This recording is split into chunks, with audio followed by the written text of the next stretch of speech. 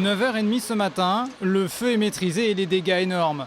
4 heures plus tôt, c'est dans cet appartement du 3e étage de la résidence Les Oliviers qu'est parti le sinistre. L'incendie se propage à la toiture et gagne l'appartement voisin. Une résidente du 1er étage se réveille et alerte immédiatement les secours.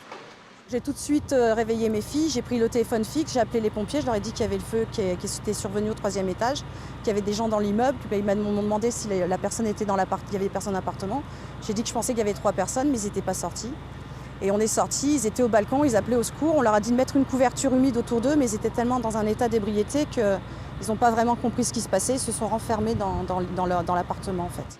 Sur les 3 occupants, un seul réussira à s'extirper. Les 2 autres, une femme et un homme, tous deux âgés d'une quarantaine d'années, périront dans le sinistre.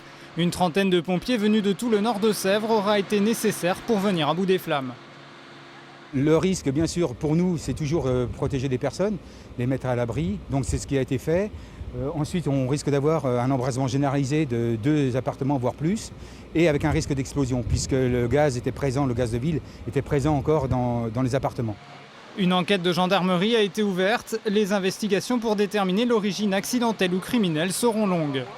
Ce qui est sûr, c'est que pour l'instant, on a effectivement dans cet appartement des dégâts importants et que ça mérite de détacher sur place un technicien en identification criminelle, ce qui est le cas. Il est arrivé, donc actuellement il est sur le terrain à essayer de trouver tous les éléments qui permettent de faire avancer l'enquête.